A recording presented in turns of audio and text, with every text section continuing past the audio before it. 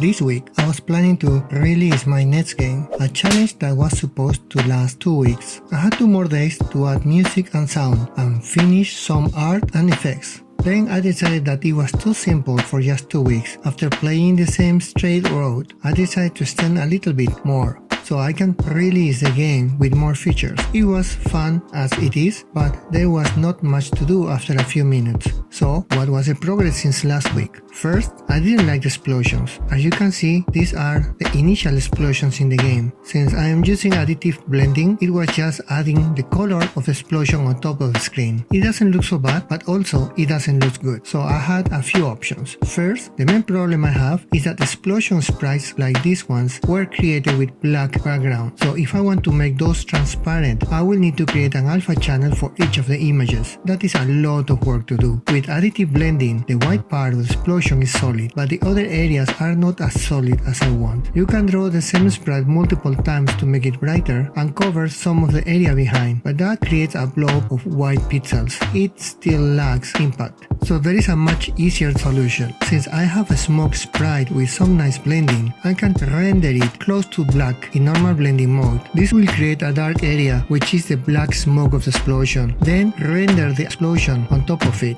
giving this a punch. Next is the road. There are many ways to create roads. One of the easiest ways is to create the whole map by hand. That means a very large map is very easy to do. It's also very time consuming. So I could do instead multiple chunks of maps and then randomly select one that can fit the previous chunk. This is quite easy to do, but I found another problem. I wanted the main road to expand or contract, so it will not just be a straight one, to move like a snake in some areas, but not in a specific pattern. So after thinking about that, if I create basic chunks and try to fit them together, it will take me a lot of time and effort for each variation. That will take maybe months to make, so it's not doable in the given time. So a better approach that can generate very different road patterns is to use something called wave function collapse solution from quantum mechanics, where something can be in multiple states and the environment dictates what the final state will be. So in this case, this logic will set rules that will generate the road and make sure it always